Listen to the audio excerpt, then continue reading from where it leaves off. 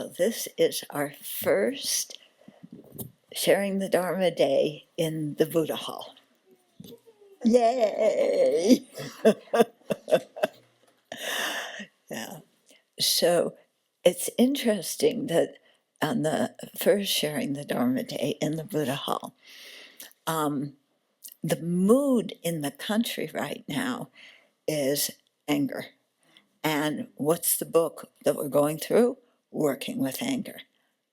Good coincidence, huh? Yeah.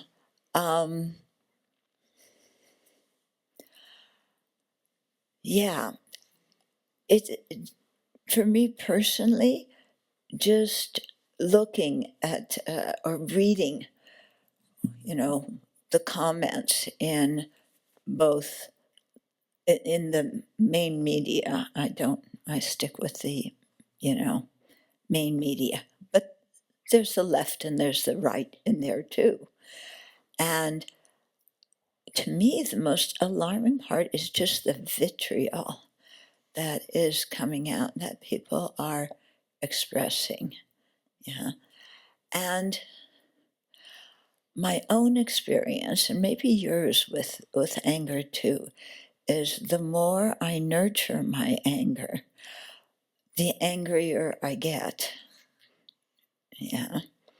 And the more I blame others, the angrier I get. And the angrier I get, the more unhappy I am. Yeah. Anger gives us a lot of energy.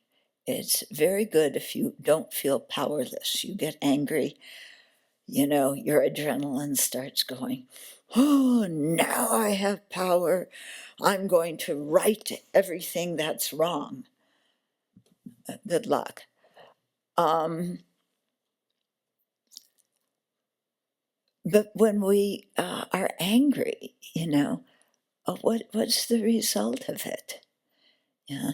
In the very opening chapter of the Dhammapada, one of the Buddha's books of sayings that is popular in all the Buddhist traditions, the Buddha said, anger is never solved by anger. It's only solved by love. Yeah. Now, of course, when you're angry, love is the last thing you think of. Yeah. Because you are feeling anything but loving at that moment. Yeah. And sometimes I think we don't really know, we don't understand what love means. We think it's like, oh, this gushy, I can't live without you. You're precious. Everything you do is wonderful. You're the best thing since sliced bread. This kind of stuff. In Buddhism, yeah, love just means, it's very simple. It's the wish for people, sentient beings, including animals, to have happiness in its causes. Yeah. So it's not involved with me and how good I feel. It's caring about others and how they feel. Yeah. I read an article a few days ago in New York Times or somewhere, and they had been interviewing people, asking people, how do you know you're in love? And the thing was, I feel valued, I feel heard, I feel like my needs are met, I feel safe, yeah, things like that. And the person who wrote the article said, isn't that interesting? It's all about how I feel. I feel heard, I feel safe, I feel loved, I feel accepted, I feel like I belong. Ay. Yeah. And I think in any spiritual tradition, whether it's Buddhism or Christianity or who knows what, the real focus on love is the other person and wanting them to feel safe and accepted and belong and understood. Yeah. But how confused we get about love, thinking it's all about me feeling good. Yeah. Or we go to the thing, well, it's about others feeling good. So therefore, I have to feel bad because I'm taking care of everybody. I'm working so hard to make them all happy. Yeah, to save them from their suffering. I'm exhausted. I'm burnt out. Yeah.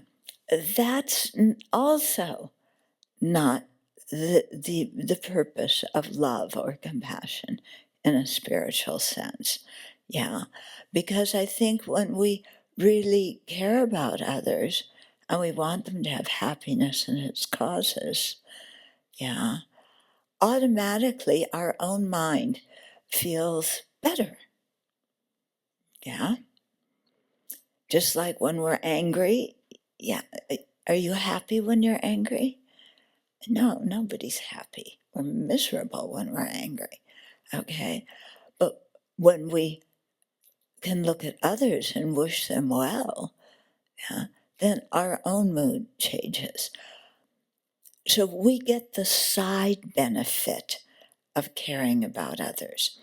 If we care about others just because, only because it makes me feel better, yeah, then, it's kind of like, going out and taking drugs. You do it because it makes you feel better. But here, we're talking about genuinely caring about others. And then the side benefit is automatically my mood changes. Yeah. And we're not talking about ushy gushy love, and becoming a people pleaser. We're talking about respecting other living beings. Yeah.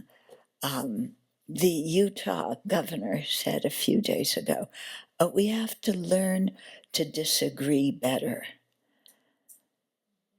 Yeah. Why does having different ideas mean that we have to get angry or hate the other person who thinks differently? Especially when our own ideas are your ideas cast in concrete. Yeah, we change our mind, don't we? So,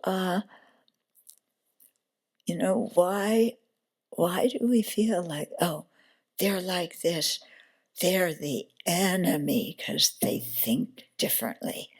And not only are they the enemy, but everything about them is bad and wrong. And you go through somebody's political profile. Well, they said this and they said this and they said this and this, and I disagree with all of those, plus the other ones that they didn't say that I know they still believe that I think are despicable ideas. So everything about this person is horrible. Yeah. Therefore, yeah. And we saw this last week. Well, actually, we don't know what the motive in the recent killing was. They still don't know what the motive. But most of the school shootings, the other murders that have happened, yeah, it's because of that kind of view. Everything in the other person is irredeemably awful. Okay. Really? Yeah, think of somebody you don't like. Really? Everything about them is awful? What I find very interesting, and I mention this a lot, because when I traveled in India in the 70s and the 80s and the 90s. And yeah, when you travel in India and you're traveling third class on the trains, or sometimes even second class, uh, you have to watch your luggage, yeah, because it gets stolen very easily. And if you're traveling alone, you have to make friends with somebody, yeah. And so you find yourself talking to people that in other situations you may never have spoken to. Yeah, especially when you're a traveler, you don't know the language that they speak.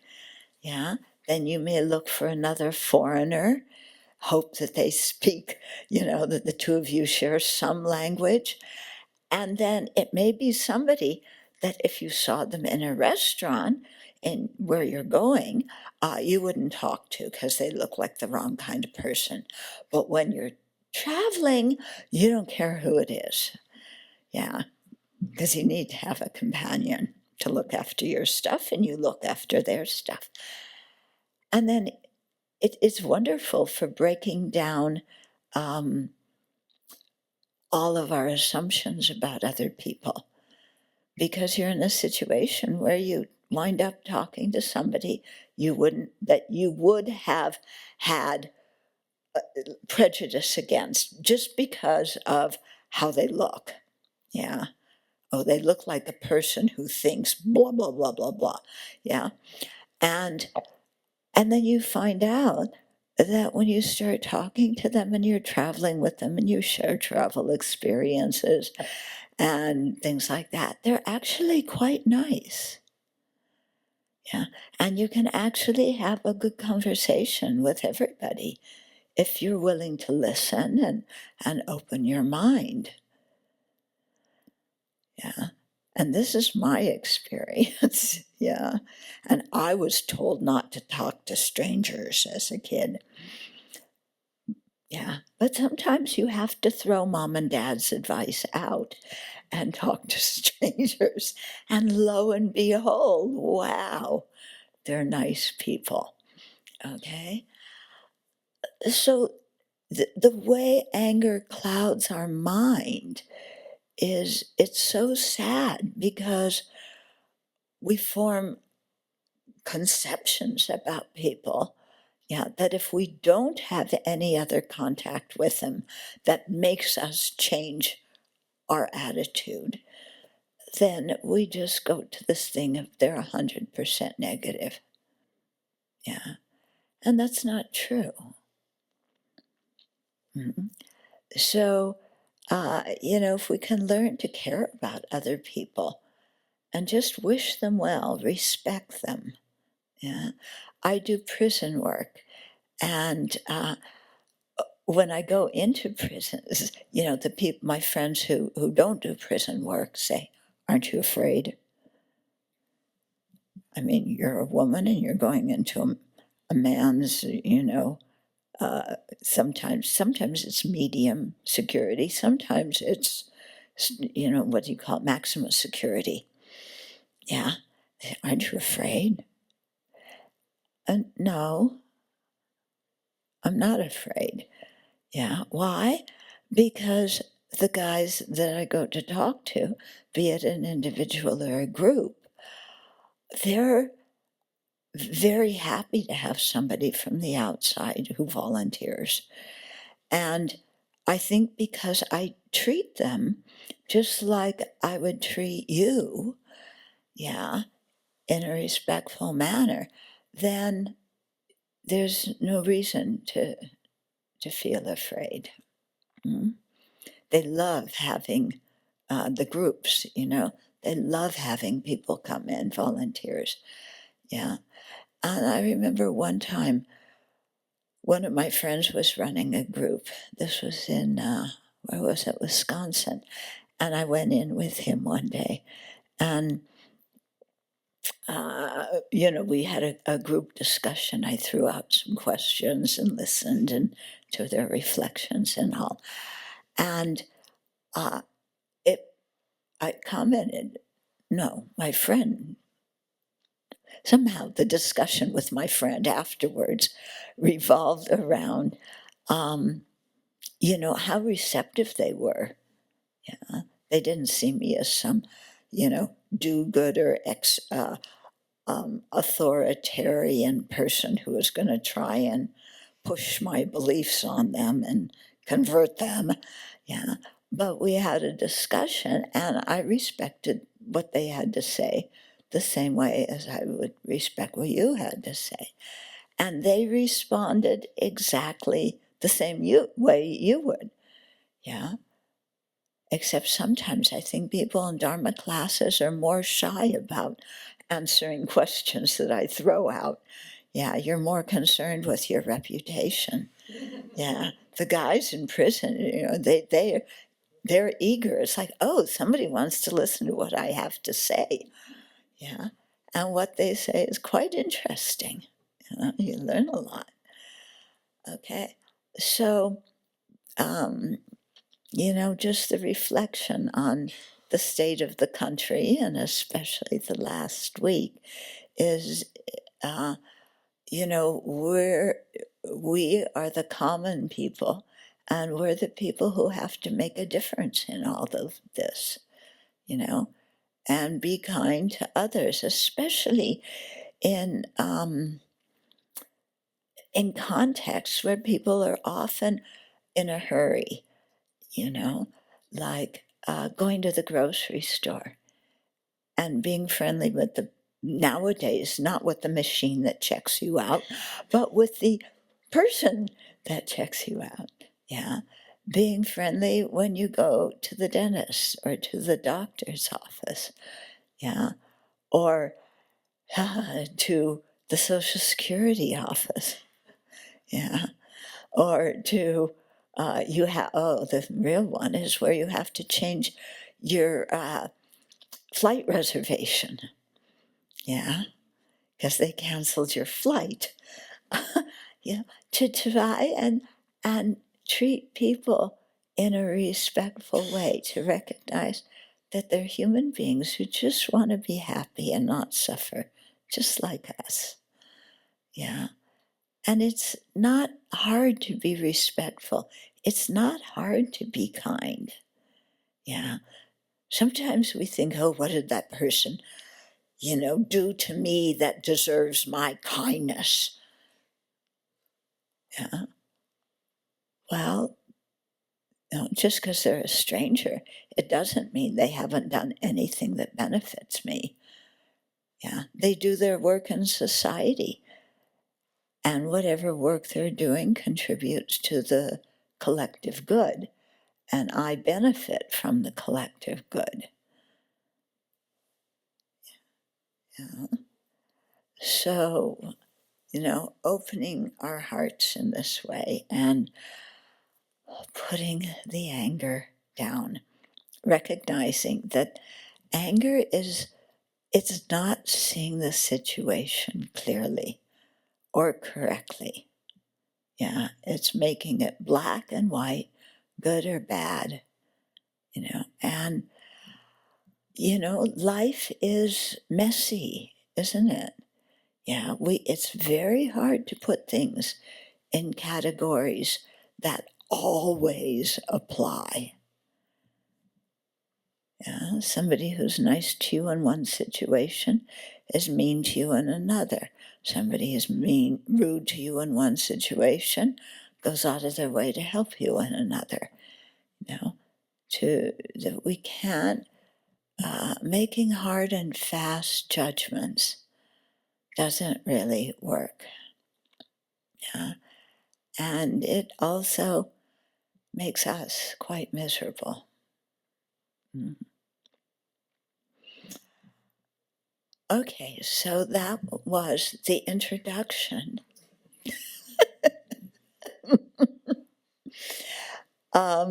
I think we'll just dive right into the text today. Yeah.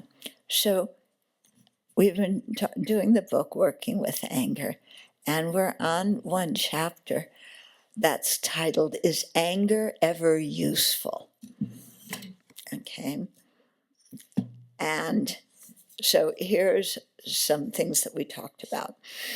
Okay, is anger a reliable and necessary detector of wrongdoing?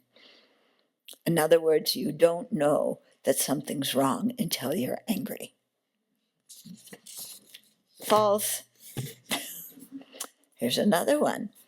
Is anger a good antidote to vulnerability, guilt, and self-blame?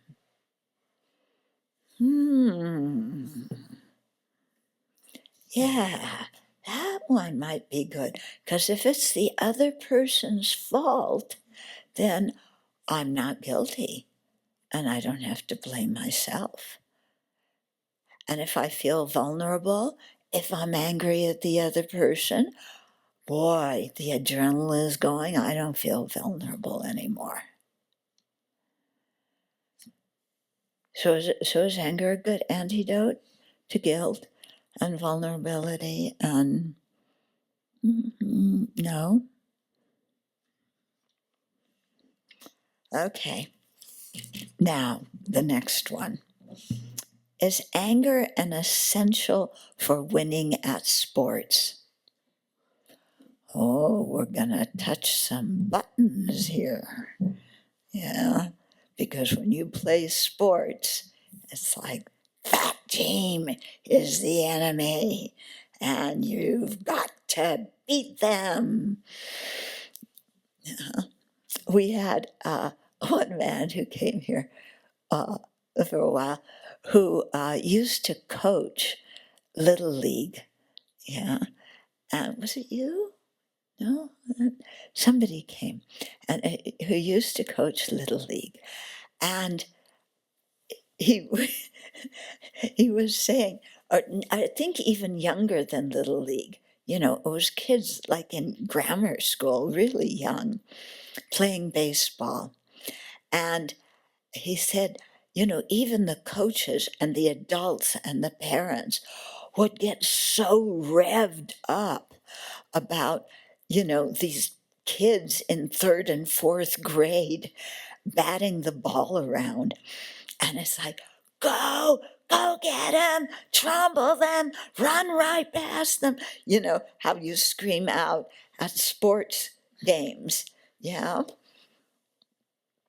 And he said one time he stopped and it's like, wow, we adults were getting so involved, so emotional over third and fourth graders playing baseball. This is kind of silly. And then he said, and then we went right back to rooting for our team and telling them to conquer and trample the other team and blah, blah, blah. So it seems like, you know, anger is what gives you energy to beat the other team. Okay.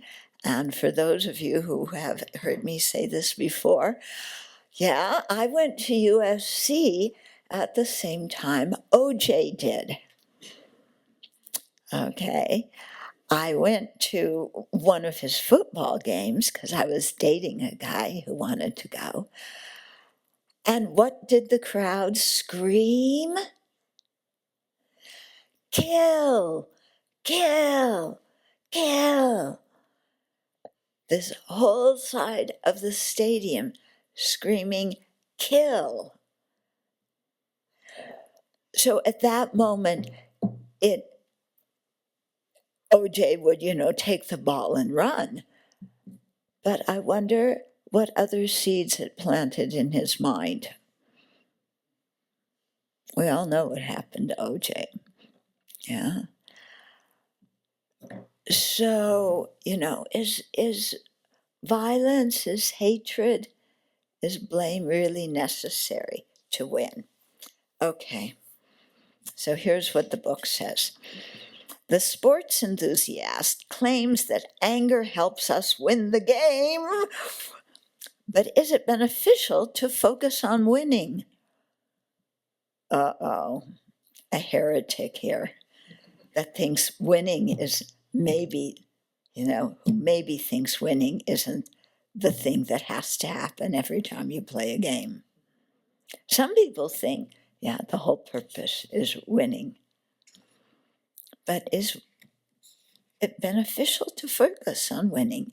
Is it worthwhile to reinforce a negative characteristics just to get a trophy? Yeah, it's interesting. You get the trophy. What is a trophy? It's a piece of metal, maybe not bright pink, maybe painted gold, and it has some figure on it with wings going up like this. Yeah. And then you take that trophy home, and that trophy represents your worth as a human being because you won whatever the competition was. Really? That trophy means is assert, it's an assertion that you are a worthwhile human being because you have that piece of metal.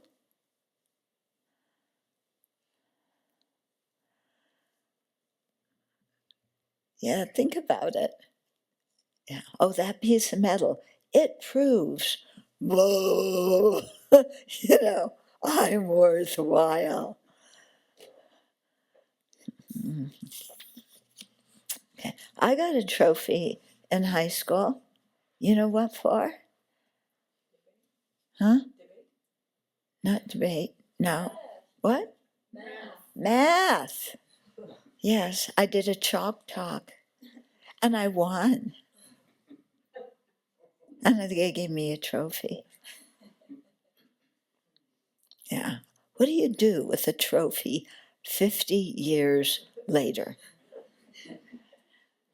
Yeah. What do you do with, well, you know, first of all, you give it to your mom and dad.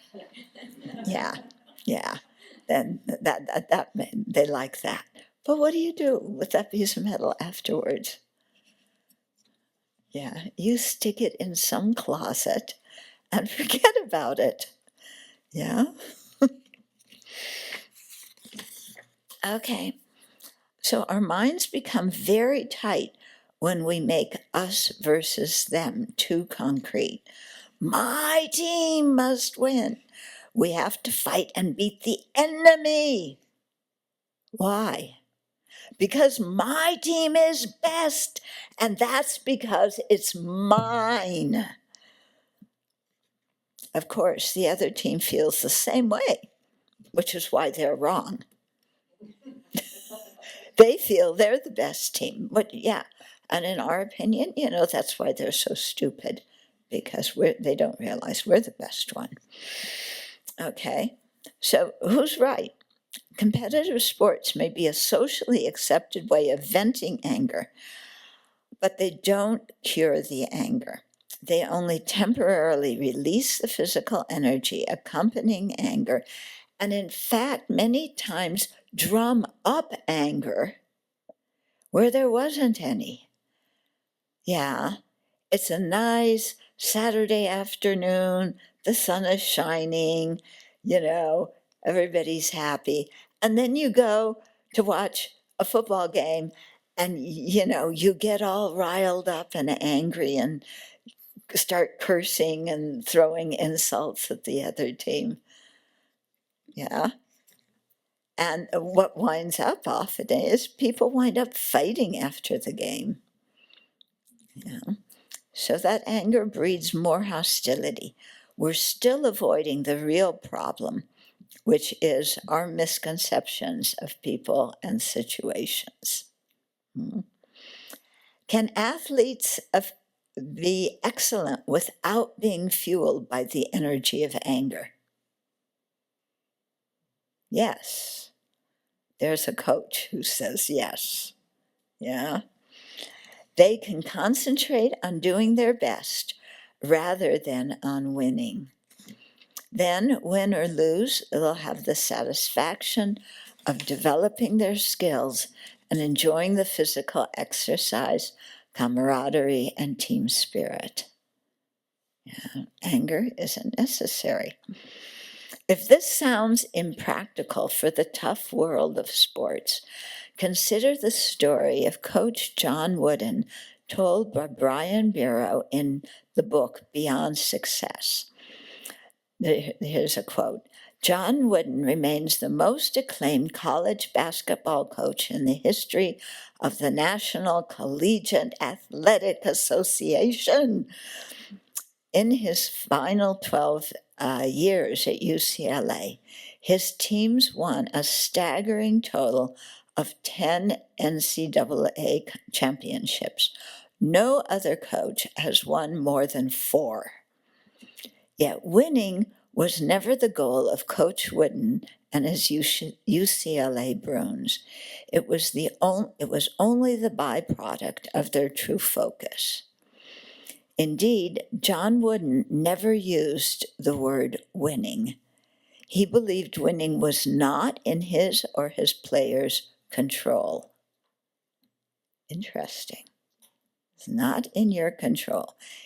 Instead, he constantly instilled his definition of success within himself and his teams. Okay, here's what he said about success. Success is peace of mind that is a direct result of self-satisfaction in knowing that you gave your best effort to become the best of which you are capable. That sounds reasonable, doesn't it? A peace of mind knowing that you did your best, yeah, and that you can see you're developing some qualities that you didn't have before. So you feel happy about what you did. Yeah. Fueled then not by anger, but by industriousness and enthusiasm, the 2 cornerstones of his system, Coach Wooden's teams achieved consistent excellence. He said, no building is better than its structure, and no one is better than his or her mental foundation. Yeah. So your mental foundation is the key to what you're doing. Yeah. Reflecting on the last week, reflecting on the situation of the country right now. Yeah. Why is there so much polarization? Yeah.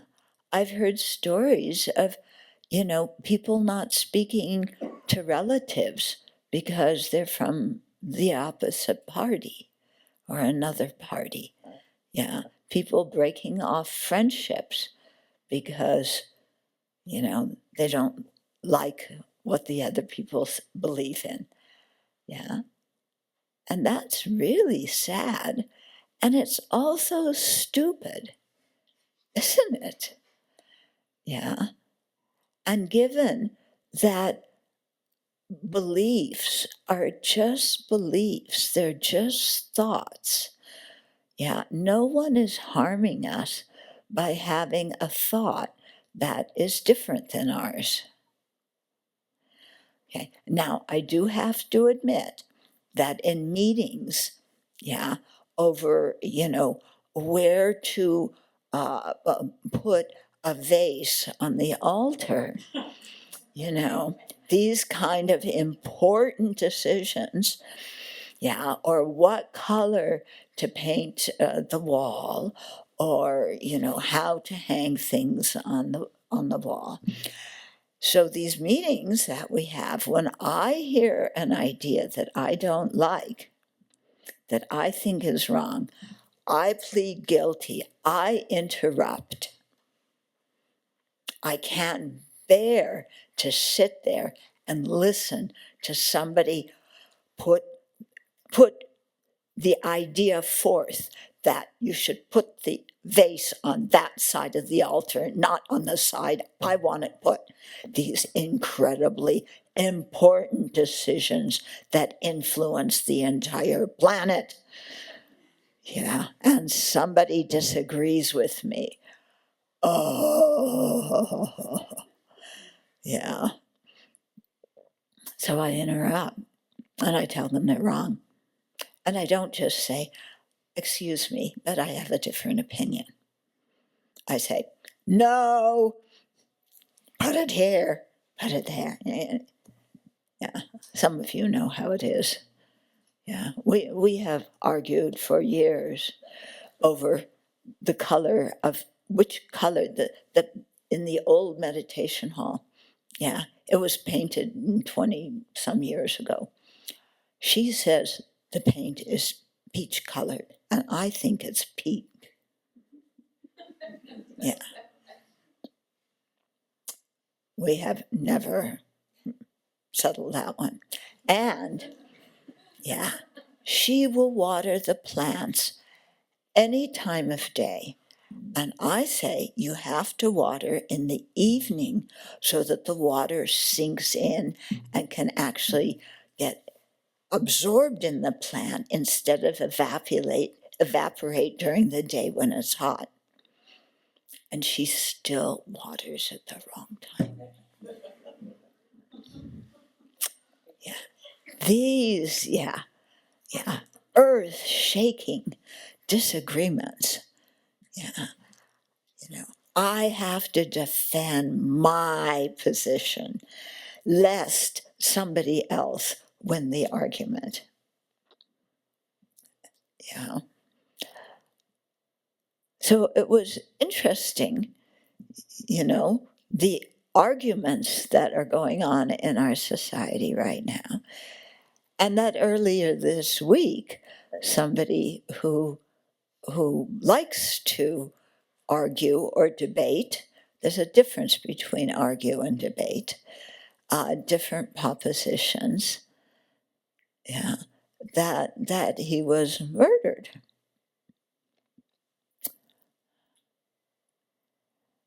Yeah.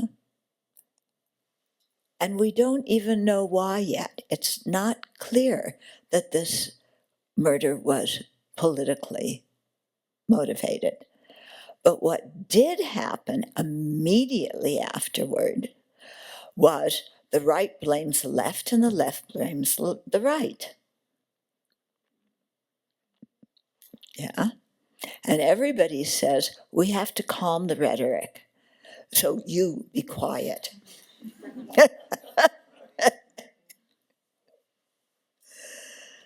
Okay. Calming the rhetoric is what we have to do. Okay. And calm our minds and, realize that, if we're going to live together, then we might as well live together happily. Yeah, rather than slinging names at each other, let alone bullets at each other. Okay. And so stop the name calling. Hmm? Okay. Then the next, we've done sports. We're on to the next thing. Okay, is anger a protective biological response? Oh, scientists will say yes. Okay. I've been in the early days, some of the Mind and Life conferences that His Holiness the Dalai Lama had with Western scientists. And the scientists, some of them were very reductionist, that everything depends on the brain and the chemical, electrical things that are going on in the brain. And His Holiness didn't agree with that. They had some interesting discussions about it. Okay. So some people claim that everyone naturally and automatically experiences anger in reaction to harm. In other words, it is hardwired into us biologically. Yeah. Anger contributes to the survival of our species, for it enables us to defend ourselves effectively. And anger is going to be what stops the existence of this species as well. Isn't it? Yeah. You don't drop bombs because you love people. Yeah. Okay. Anger contributes to the survival of our species, for it enables us to defend ourselves effectively. Without it, we would stand by and let ourselves or our dear ones be harmed. In fact, anger, competition, and proving one's might over others have been indispensable evolutionary tools to secure survival of the fittest.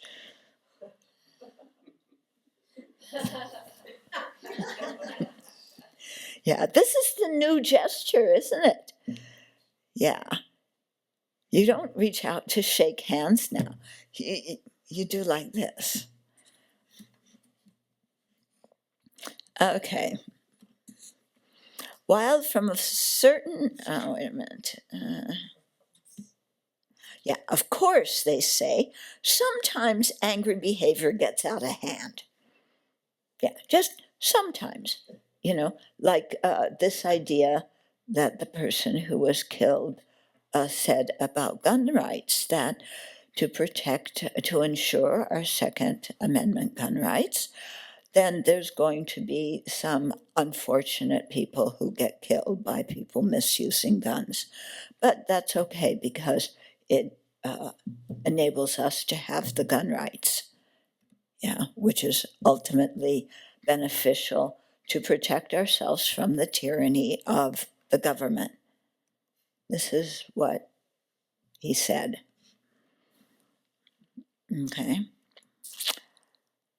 But of course, they say, sometimes angry behavior gets out of hand. So the real question is not how to eliminate anger, but how to express it appropriately to the correct person at a suitable time. So this is what some people say. Yes, you're angry. You got to express it. How do you do it appropriately and at a suitable time? Okay, that's better. That's going in the right direction. Okay. Okay, the book continues. While from a certain perspective the above argument makes sense, Buddhism has a different viewpoint. The species that prosper the most, it says, are those in which cooperation is the strongest. For example, a single ant cannot live on its own. If ants within one colony expended most of their energy battling the other ants in the same colony, they would soon self-destruct. They need each other to survive, and they cooperate with each other extensively. Quite interesting to watch ants, how they cooperate and communicate with each other. Yeah, and they're running out, to get some little bit of something and run back and stop along the way to tell their friends, go here, this is where it is. And they run back and forth, doing this because they need each other to survive personally because they can't survive alone. The whole anthill has to survive. Okay, so they cooperate extensively. Spend some time watching an ant colony. The ants scurry back and forth carrying building materials and food, many times their own weight. Yeah, they signal to each other where to go so that nobody gets lost, and they work together to ensure the survival and prosperity of the group. His Holiness the Dalai Lama often talks about ants and bees and how they cooperate with each other, and he uses this as an example for us human beings who find cooperation much more difficult than these insects do. Similarly, we human beings have difficulty living on our own. In the 21st century, we are more dependent on one another than in any other time in human history. Think about it. Yeah. Previous eras in human history. Yeah. 2, 3 people could live alone, maybe even as one person, you could live alone off the land for a while. Can anybody do that now? Yeah. If you were on a desert island, could you live alone? Could you keep yourself alive? Yeah. Do we know how to grow our own vegetables, our own grain? How about growing cotton? Or maybe you know how to make synthetic cloth all by yourself. Yeah. I mean, everything we have now comes from other human beings and animals. It isn't self-created, okay? Hundreds of years ago, people grew their own food, sewed their own clothing, and constructed their own dwellings. Now, the vast majority of people in developed countries do not know how to do these tasks for themselves. Yeah. How many people know how to sew well enough to make your own clothes? To 3.5. Okay. How many people could build their own dwelling all by themselves? No one. How many people could get, the people who don't live here, get from where you live here without using a vehicle, using your own 2 legs? Maybe one. Yeah. Where do our vehicles come from? Other people. Where do our clothes come from? Other people. Where do the sewing machines come from? Other people. Yeah. We need each other to survive, thus making cooperation imperative. Sometimes, despite our human intelligence, yeah, we can send people to the moon. We're trying to get them to Mars. Yeah. Sometimes, despite our human intelligence, these tiny ants seem much saner and more clever than we. Since Darwin, the belief in the virtues of angry self-defense and competitive trouncing of one another has gained acceptance in many areas of society, including education, the arts and sciences, sports, computer development, and national defense. I believe the adoption of this paradigm has been extremely damaging for our world, resulting in a lack of compassion that allows humans to harm each other and their environment. Yeah, because it's survival of the fittest. Yeah, His Holiness Dalai Lama says it's not survival of the fittest that is most important. It's survival of the most cooperative. Yeah. So a certain kind of competition is good. Yeah. Not with other living beings upon whom our survival and happiness depend, but competition with our own ignorance and uncaring attitudes, which are our real enemies that destroy our happiness and well-being. So we can generate the motivation to improve ourselves and our world because we care about them, not because we want simply to come out on top. Yeah. Survival of the most cooperative. Yeah. And you compete with yourself to improve your own qualities. While the threat of harm may prompt a biological response, this response is not necessarily beneficial, nor is it innate within human beings. Yeah, at these science conferences, the scientists were really told the Dalai Lama, it's our amygdala, you're in danger, your amygdala starts firing off, its neutrons start firing, and then these and other, I can't remember, the chemicals go on. There's no dopamine and serotonin until you think of, yeah, somebody you hate who's the one that's the fault, and then your adrenaline starts going, you know. Does that have to happen? Okay. So in unawakened sentient beings who just naturally reply without asking themselves, is what I'm thinking reasonable? Is what I'm thinking beneficial? If you don't ask yourself those questions, is how I'm perceiving the situation accurate? If you don't, then the usual thing is, I'm in danger. I've got to protect myself because I am most important. Okay. So that response may be biological, but it's not necessarily the most beneficial. And it doesn't have to be innate.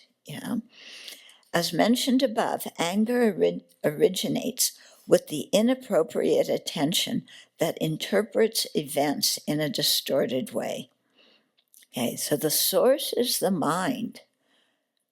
We misunderstand the situation because we're seeing it through this teeny periscope of I, me, my, and mine, and think that framing everything in terms of I, me, my, and mine is the best way to see things and the correct way to see things and the only correct way to see things. And this gets us in trouble. Okay. So our inappropriate attention interprets events in a distorted way. The body then produces adrenaline, with the mind as the motivator and the body as the cooperative condition. Violent behavior then erupts. Yeah. On the other hand, when the ignorance that supports anger is eliminated through the application of appropriate antidotes, these responses do not occur in the mind, and the vicious cycle stops. When we eliminate the distorted mental factors that bind us, our relationship to our body and our life changes. We can still protect ourselves and others from danger, but we do so without antipathy towards the harmer. We can debate things in this country without seeing the other person as the enemy and the fault. Mm-hmm. Yeah. In fact, a mind free from anger can more quickly find a good solution when there's a problem or a conflict. A mind that's angry cannot think clearly. Yeah. And we just do things, because once the adrenaline gets going, we just do things. And then afterwards we go, what in the world did I do? Yeah. And often we acted out towards the people that we love the most. And then we go, what did I do?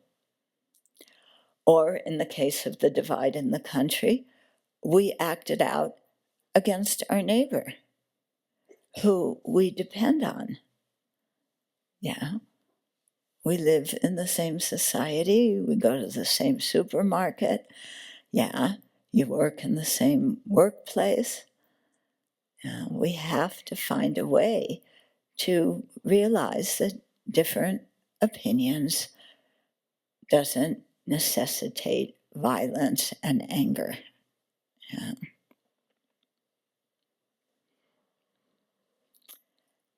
Yeah.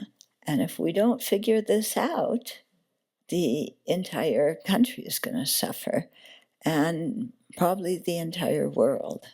Yeah, because this country happens to have a lot of power. So we should be the power in leading cooperation. Yeah. Okay, so there's time for, we have 2.5 minutes. Yeah. There's maybe questions or comments. Yeah.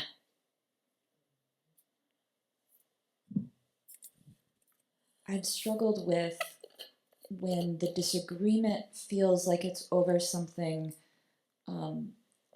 deeper than, say, a sports team, when the other person seems to be asserting, like, oh, this class of people shouldn't have the right to vote, who currently do, or these people should be kicked out of the country or even killed. Like, in that case, I can try to stop from getting angry, but I don't know how to even engage in that conversation.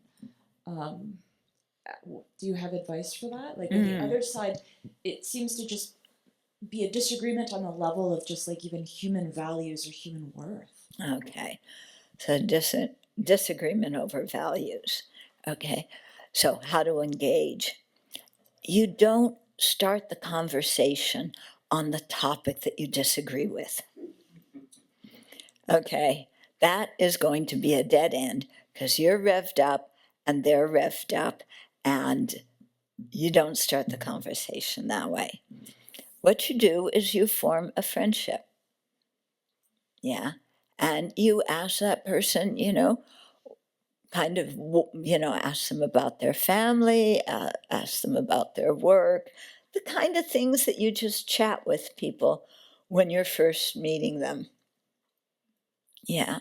And we can find something interesting to talk about with everybody. Yeah. Now, okay, you might say that, there's some things that I have absolutely no interest in. Yeah. Like if I met you and our first topic of conversation was spreadsheets and, what do you call it? Formatting, not formatting, but making code. Programming, yeah. Yeah. See, that's how much I know about this. I can't even find the right word. Okay. If I had met her and, I'm all revved up about my computer programming and I say, Venerable Rinchen, did you make this code? And like, why are these stupid people in your company making the code like this? And then, crashes for me. That's not a good way to start the conversation. I met her. Yeah. We were squished in the back of a, what was it? It was a truck or a taxi or something in India going from one Tibetan colony to the other one, to the Anigompa, to the nuns' monastery. And we were squished back in there.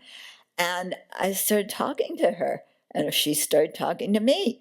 And, oh, we're both going to the nuns' community. And, what are you doing there? And she's teaching them physics. And I'm going, wow, what's that like, teaching the nuns physics? They don't know anything about it. How do you go about that? Yeah, because I knew about how you teach them the Dharma, but, they think the world's flat. So, so she has to get through to them about that. So we start talking about that, and we became friends. And look what happened. Yeah. So you don't start talking about the topic that you disagree on. Yeah. Yeah. Our neighbor down the hill, if you ride slowly by his house, he has a US flag and he also has a Trump flag. Okay. So I haven't been down there in a while to visit because I'm having problems with my legs. But I used to just walk that road a lot. And he and I would stop and talk. And we talked about the plants and we talked about his animals because he has goats and he has sheep and cows and chickens and ducks and we would talk about the animals, and we would talk about his garden, his wife's garden, and we got along great. you know I wouldn't There's no reason for us to talk about politics. Yeah. So we can be friends with people who have very different views, or who do things different than we do. Yeah. Yeah. Just in response to Venerable Rinchen's question, it reminded me of a time when I was working in government and we were trying to wrap our heads around why employers mistreated workers from a different country. And all of us really, hire consultants, do a lot of interviews. Eventually the upshot was just they're afraid. And we, as a government, could then look at what policies do we have in place that increase that fear for the employer. But something about that was just when we spent so long on this project, it just came down to fear. Suddenly we just understood where employers were coming from, and it became quite clear how to communicate, and how can the government not be part of that problem. It wasn't like these are bad people who are racist or xenophobic, which I think was the starting point many of us had when we started the project. But just fear because the government has required them to put down a deposit for the workers' health, safety, whatever. So they're terrified the worker will run away or things like that. Or someone is a foreigner living in my house. Yeah. So it was just the human aspect was what clicked for us. Yeah.